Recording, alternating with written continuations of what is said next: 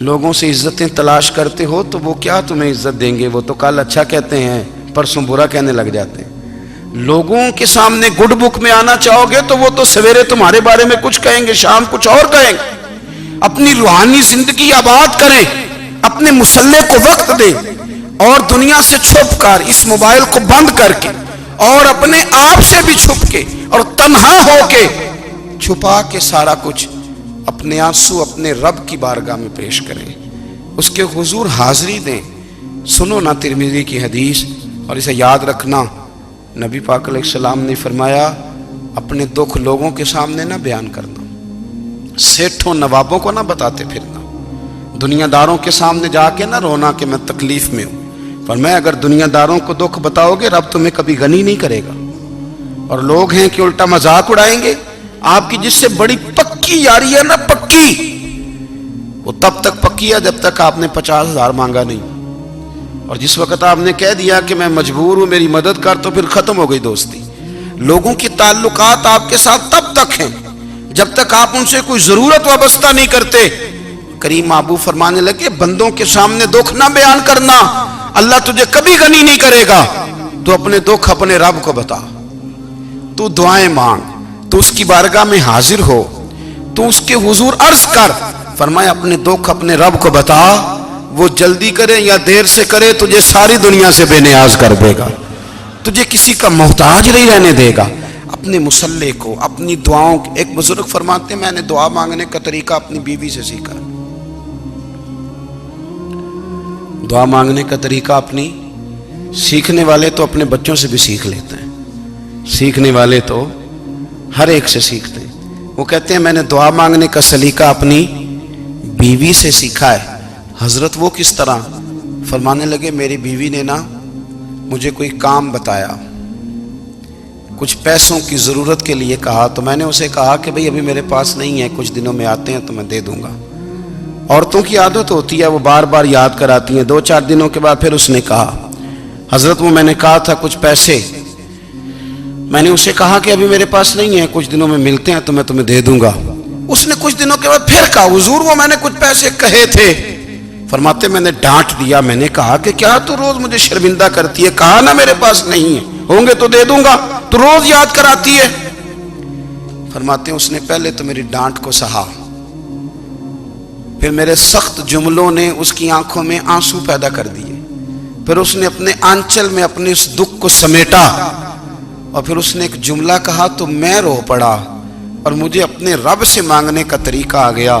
مجھے کہنے لگی حضرت جی آپ نے ڈانٹ دیا میں نے سہ لیا، پر آپ ہی میرے شوہر ہیں، بتائیں نا آپ سے نہ کہوں تو میں کس سے جا کے کہوں۔ فرماتے ہیں میں رو پڑا، اور میں کھل کے رویا، اور میں تڑپ کے رویا، اور پھر میری سسکیاں بند گئیں۔ تو مجھے کہنے لگی آپ کو کیا ہوا؟ میں نے کہا مجھے بھی دعا مانگنی آ گئی ہے، جب میں اسے کہوں گا نا اللہ تو ہی میرا رب ہے، میں تجھ سے نہ کہوں تو میں کس سے جا کے کہوں؟ میں کیوں کسی بندے سے سوال کروں؟ میں کیوں کسی دنیا دار سے کہوں؟ میں تیرے بندوں کا، نیک بندوں کا وسیلہ لے کے، تیرے محبوب کی غلامی لے کے تیری بارگاہ میں آئیں، تجھ سے نہ مانگوں تو کس سے مانگوں؟ سمجھ آ گئی ہے؟ جب میں اس رنگ میں مانگوں گا تو پھر رب میرے اوپر بڑا ہی فضل فرمائے گا، وہ میرے اوپر بڑی رحمت کرے گا، وہ میرے لیے آسانیاں کرے گا۔ عزیز دوستو، ہم اس طرح کرنے لگ گئے ہیں کہ ہم نے نا اپنے تعلقات پر اعتماد کرنا شروع کر دیا ہے۔ میرے تعلقات بہت ہیں، ہم نے اپنی دولت پر اعتماد کرنا شروع کر دیا ہے، میرے پاس دولت بہت ہے۔ ہم نے اپنے علم پر، اپنی شہرت پر اعتماد کرنا شروع کر دیا ہے کہ میرے پاس فلاں چیز بہت ہے۔ یاد رکھنا جب بے نیاز اپنی صفت بے نیازی دکھاتا ہے تو بڑی بڑی دولتوں والے مجبور نظر آتے ہیں۔ بھائیو جب انسان کا رشتہ اپنے مالک کے ساتھ ہوتا ہے پھر تو غم بھی کچھ نہیں کہتے، پریشانیاں بھی کچھ نہیں کہتی، پھر تو زندگی صبر والی، پھر تو زندگی توکل والی، پھر تو زندگی بھروسے والی، پھر انسان اپنے آپ کو رسوا نہیں کرتا، دنیا داروں سے امیدیں اس کی ختم ہو جاتی، امیدیں اللہ رسول سے لگا لیتا ہے، مضبوط ہو جاتا ہے، مضبوط، طاقتور ہو جاتا ہے، خوددار ہو جاتا ہے، باوقار باعزت ہو جاتا ہے۔ حضرت بہلول دانا رحمت اللہ علیہ بیٹھے تھے تو ہارون رشید حج کر کے آ رہا تھا، تو رستے میں حضرت شیخ سے ملاقات ہو گئی تو السلام علیکم کے بعد کہنے لگا حضور کوئی حکم ہو تو بتائیے گا. تو حضرت بہلول دنا فرمانے لگے تیرا رب کون ہے؟ اس نے کہا اللہ. تو فرمایا میرا کون ہے؟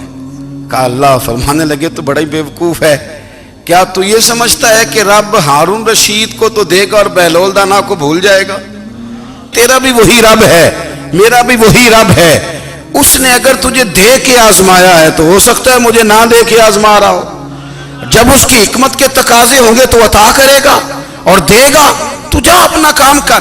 بھائی اپنی روحانی زندگی، اپنی عبادات، اپنے وظائف، اپنے روزمرہ کے معاملات، اپنی دعائیں، اپنا استغفار. دیکھو کوئی مشکل کام تو نہیں 2 رکوع ہیں سورہ واقعہ کہ اگر رات کو پڑھ لی جائے تو. میں کس طرح یہ بات بیان کروں کہ تعویذ بانٹنا آسان ہے اور وظیفہ بتانا مشکل ہے. سارا دن تعویذ بانٹیں تو لوگ لینے کو تیار ہیں، اور اگر آپ وظیفہ بتائیں تو کہتے ہیں تو مشکل کام ہے.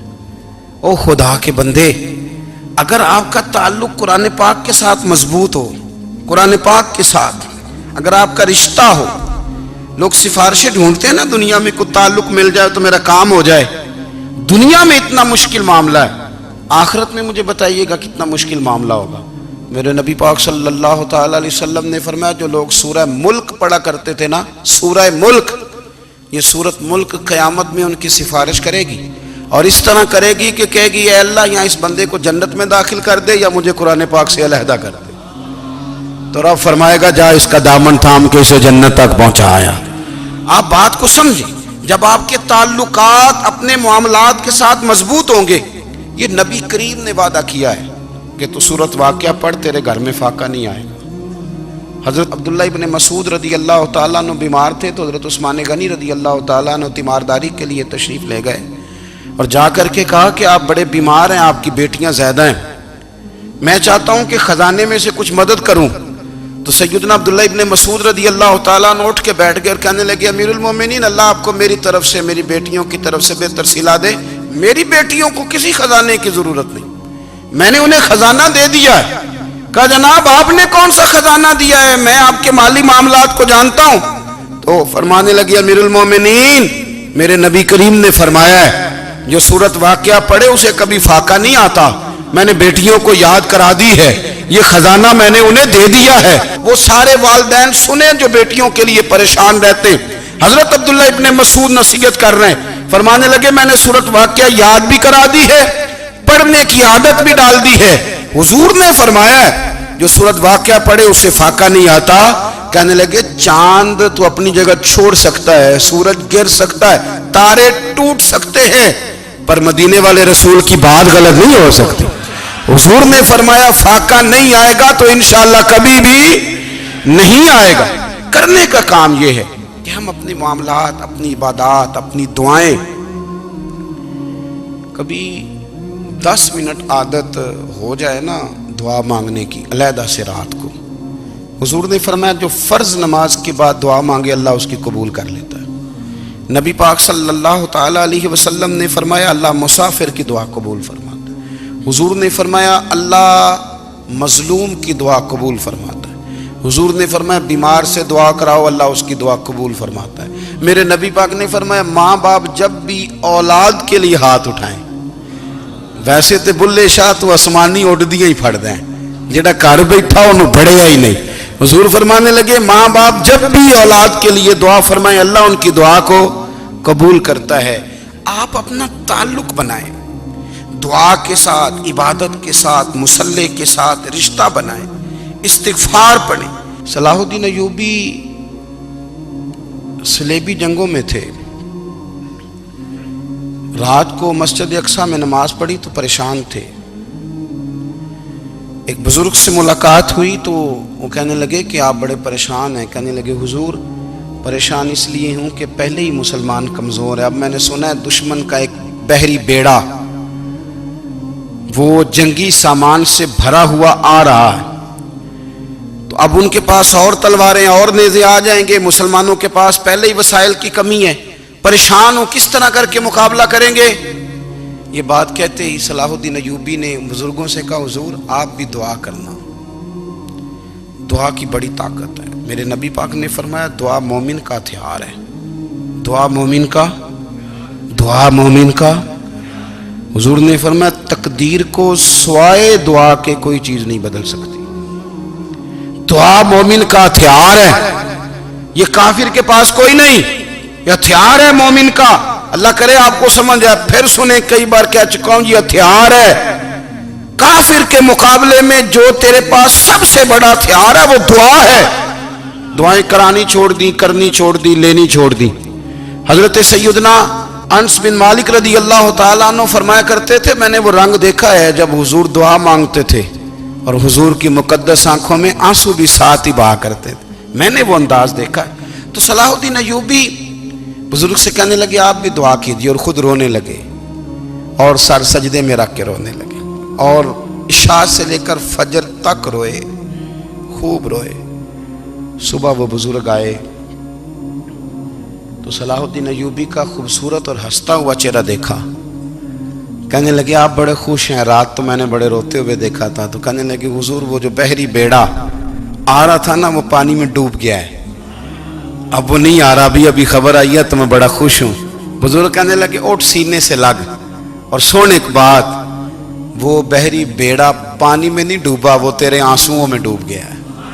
وہ جو تو رات رویا ہے نا رب کریم کی بارگاہ میں تو وہ ڈوب گیا ہے. حضرت عائشہ صدیقہ رضی اللہ تعالیٰ عنہ فرماتی ہیں ایک عورت تھی اور اسے نبی پاک صلی اللہ تعالیٰ علیہ وسلم نے نا وہ کلمہ پڑھ کے مسلمان ہوئی، مدینہ طیبہ آ گئی تو حضور نے مسجد نبوی شریف میں اس کے لیے مکان، ایک سادہ سا کمرہ ساتھ مسجد کے بنوا دیا، وہیں رہنے لگی. اکثر وہ سیدہ طیبہ کے پاس آتی تو حضرت عائشہ صدیقہ رضی اللہ تعالیٰ عنہ فرماتی ہیں وہ بڑی باتیں سناتی اور آخر میں کہتی وہ ہار والا دن بھی بڑا عجیب دن تھا اور میرے رب کی قدرتوں کا دن تھا، وہ بھی بڑا عجیب دن تھا. سیدہ عائشہ صدیقہ رضی اللہ تعالیٰ عنہ ایک دن فرمانے لگی کہ تو ہار والے دن کا بڑا ذکر کرتی ہے، وہ کیا دن تھا؟ تو خاتون کہنے لگی اماں جی وہ دن تھا جب میرے رب پر بھروسہ اور مضبوط ہو گیا، جس دن میرا اپنے رب پر توکل اور بڑھا، میرے ایمان میں یقین میں اور پختگی آئی. کہنے لگی میں ایک گھر کی کنیز تھی، نوکرانی تھی. اس گھر میں ایک بچی تھی جس کے پاس سونے چاندی ہیرے جواہرات کا ہار تھا. اس زمانے میں نا چمڑے کے اوپر لوگ ہیرے جواہرات لگاتے تھے، کئی دفعہ سرخ رنگ کے چمڑے پہ لگائے جاتے تھے. وہ بچی پہنتی تھی تو کہتی ہیں وہ بچی کے اس نے اتار کے رکھا یا اس سے گرا وہ ہار تو چیل اسے اٹھا کے لے گئی گوشت سمجھ کے اور میرے سامنے اٹھا کے لے گئی. گھر والوں نے مجھ سے پوچھا، یہ بخاری میں موجود ہے، گھر والوں نے پوچھا مجھ سے کہ وہ ہار کہاں ہے تو میں نے کہا چیل اٹھا کے لے گئی. گھر میں کچھ چوری ہو جائے تو سب سے پہلا الزام کس پہ لگتا ہے؟ ملازمین پہ. کہتے انہوں نے مجھے بڑا مارا، بڑی تکلیف تھی، حتیٰ کہ میری شرمگاہ تک کی تلاشی لی، میری عزت اتنی خراب کی میں بتا نہیں سکتی.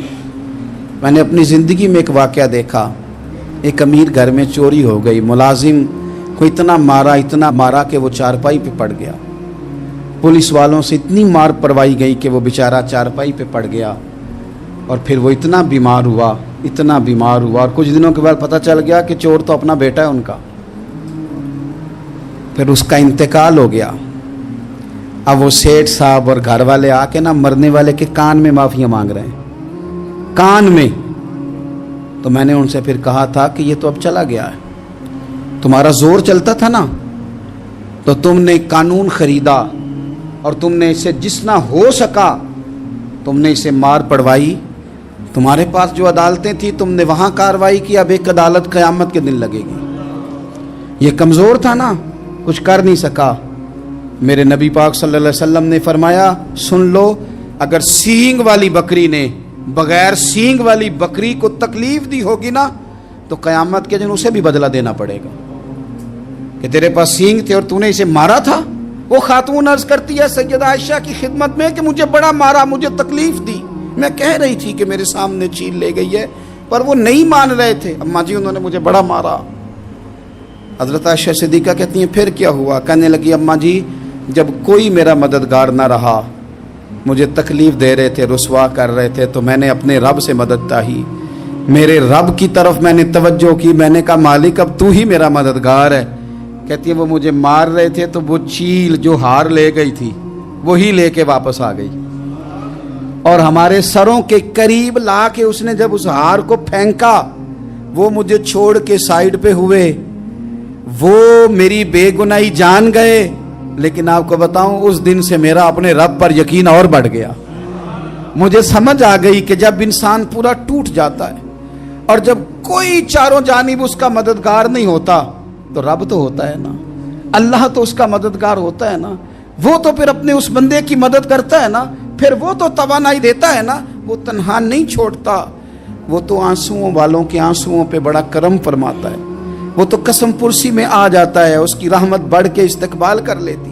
ओ मेरी मिल्लत के जवानों, मज़ा नहीं आ जाता जब सारी दुनिया सोई हो, सारी दुनिया, और बिस्तर भी गर्म हो और नींद भी पूरा गलबा कर रही हो, और अचानक घंटी बजे दिमाग में, आंख खुले, घड़ी पे नजर पड़े, 3:30-4 बजे का पैगाम घड़ी बताए, और कोई चढ़ती जवानी वाला उठ के वुजू करे, और जब वो मुसल्ला खोल के बिछाए तो मदीने वाले महबूब कहते हैं कि हर नमाज पे रब सवाब देता है, और जो उठ के तहज्जुद की नमाज पढ़े उसे देख के तो रब मुस्कुराता है, जो उसकी शान के लायक है, जो उसकी शान के लायक, वो मुस्कुराता है, खुश होता है कि मेरा बंदा तहज्जुद में उठ गया, वो मुस्कुराता है। काश हमारी सुबहें कभी अपने मालिक के नाम हो जाएं, काश के सुबह। हजरत अबुल हसन रहमतुल्लाह ताला अलैह हजरत माज इब्ने जबल रदी अल्लाह ताला अन्हु के पास बैठा करते थे। फरमाते हैं उनसे जो प्यार बढ़ा तो फिर मेरा मुसल्ले से भी बढ़ गया। ताबीएं फरमाते हैं सहाबी रसूल से मोहब्बत हुई तो जिक्र से भी हो गई, फिर दुरूद शरीफ से भी हो गई, मोहब्बत उनसे बढ़ी तो फिर अल्लाह ने मस्जिद का प्यार भी बढ़ा दिया। आप फरमाते हैं कि मेरी हर वक्त तबीयत चाहती थी कि बस अल्लाह अल्लाह करूं, बस अल्लाह अल्लाह करूं, बस ना मैं ज़रा थोड़ी जान छुड़ाऊं लोगों से, कुछ 10 मिनट मिले तो मैं कुछ 4 नफल पढ़ लूं, मैं थोड़ा सा ना बचूं लोगों से, और मुझे तस्बीह मिले तो मैं ना कुछ 400-500 दफा इस्तिगफार पढ़ूं, सुभान अल्लाह, अल्हम्दुलिल्लाह, अल्लाहु अकबर, ला हौला वला कुव्वता इल्ला बिल्लाह, मैं ना तस्बीहात पढ़ूं। फरमाते हैं कि बच्चे थे घर में 6-7, गुर्बत थी, काम मिलता कोई नहीं था, और मैं काम चोर नहीं था, काम ढूंढता था, पर अल्लाह की कुदरत के काम नहीं मिलता था।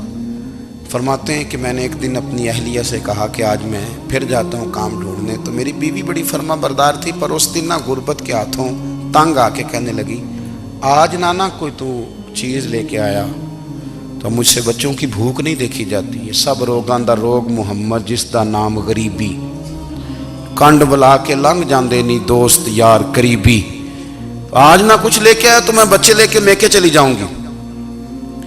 शेख फरमाते हैं कि मैं बड़ा परेशान घर से निकला, पर मैंने सुबह से लेके जोर तक काम ढूंढा, काम मिला कोई नहीं, तो मेरे दिल में ख्याल आया चलो काम नहीं मिलता तो अल्लाह अल्लाह तो करे ना, चलो बंदों की मजदूरी नहीं मिलती तो रब करीम की इबादत ही करते हैं। फरमाते हैं कि मैंने ना फुरात के पानी से वुजू किया, नहर के, शदीद धूप थी, साथ रेत थी और रेत तप रही थी, मैंने अपना रुमाल वहीं मुसल्ला के तौर पर बिछा लिया, और फरमाते हैं कि जोर से लेकर असर तक नमाज पढ़ी, धूप भी पूरे जोर पे, पर मेरे सजदे का ज़ौक़ भी पूरे जोर पे।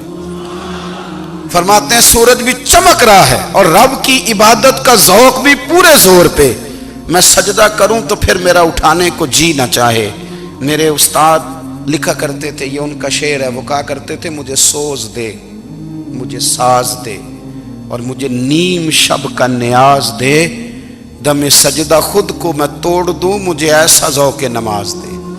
और मैं तेरी बहार का फूल हूं, मैं खिला भी हूं तो तेरे लिए, मुझे मेरी शाख से तोड़ ले, मुझे अपनी जुल्फ का नाज दे। भाई फरमाते हैं कि असर तक मैंने नफल पढ़े, दिल ढलने लगा, असर की नमाज पढ़ी और मैं वहां से चला। अब मैं जब निकलने लगा तो दिल में ख्याल आया कि छोटी छोटी दीवारें हैं घर की, बगैर कुछ लिए जाऊंगा तो बीवी दूर से देखेगी तो शोर करेगी कि फिर खाली हाथ आ गया है। कहते मैंने अपने उसी रुमाल में जिस पे मैंने नमाज पढ़ी थी ना, रुमाल में की आखी दे पंजाबी ज साफा, कहते हैं उसी में ना मैंने कुछ रेत भर ली कि वो दूर से देखेगी तो समझेगी कुछ लेके आया है, चलो जाके उसे बता दूंगा कि आज फिर मजदूरी नहीं मिली। कहते हैं वो रेत लेकर जब मैं घर में गया तो पहले बीवी दरवाजे पे खड़ी होती थी, पूछती थी खाली हाथ आ गए हो, आज मैंने देखा तो है ही कोई नहीं। फरमाते मैं अंदर दाखिल हुआ, सलाम लिए, कोने में मैंने वो रुमाल रख दिया और मैंने आवाज दी कि भली मानस कहाँ हो? तो वो कहने लगी आप मुंह हाथ धो ले, मैं रोटी लेके आई। मैंने कहा रोटी कहां से आ गई? यहां तो कई दिनों के फाके, तो कई दिनों की गुर्बत है, यहां तो इस घर में तो फकीरी है। फरमाते हैं कि वो रोटी लेके आई और उस वक़्त की जो मौजूदा नेमतें थी, समझ ले सलाद अचार हर चीज साथ लाई। मैंने कहा कि बच्चे कहाँ गए? कहने लगी वो खाना खा के खेलने गए, आप खाना खा लें आ जाते। खाना उसने चुन दिया। मैंने हैरत अंगेज लहजे में सारी नेमतें अपने दस्तरखान पे देख करके बीवी से पूछा ये कहां से आया खाना? बच्चों को तूने कहां से खाना खिलाया? ये सारा कुछ कैसा है? तो कहने लगी पता नहीं आज आप किस करीम की मजदूरी करने चले गए थे, पता नहीं किस करीम की, मेरे घर में तो इतनी नेमतें आई हैं कि मुझसे संभाली नहीं जा रही, इतना अनाज है, इतना गंदुम है, किस करीम के दरवाजे आज चले गए थे? ये कहते कहते वो उठी और उठ करके कहने लगी पहले बड़ा कुछ आया था, अब क्या ले आए हो? और जा करके ना उसने वो रेत वाला रुमाल खोला। कहने लगे मैं तो लेके आया था रेत, तो मेरे रब ने उसे भी सोने और हीरे बना दिया था। जब आपकी तवज्जो अल्लाह की जानी, मेरे नबी पाक सल्लल्लाहु ताला अलैहि वसल्लम ने फरमाया हर चीज अपने रब से मांग, हर चीज मांग, हर चीज मांग। या रसूलल्लाह क्या कुछ? मेरे महबूब ने फरमाया तेरे घर में नमक भी खत्म हो जाए तो वो भी अपने रब से मांगा कर, तू मांगना वो तुझे देगा, तो उसकी बारगाह में कशकोले तलब दराज तो करना। और तिरमिजी शरीफ में अजीब लफ्ज है, रसूल कायनात ने फरमाया, रब करीम फरमाता है जब मेरा बंदा हाथ उठाता है ना तो मुझे हया आती है कि मैं खाली कैसे लौटा दूं इसके।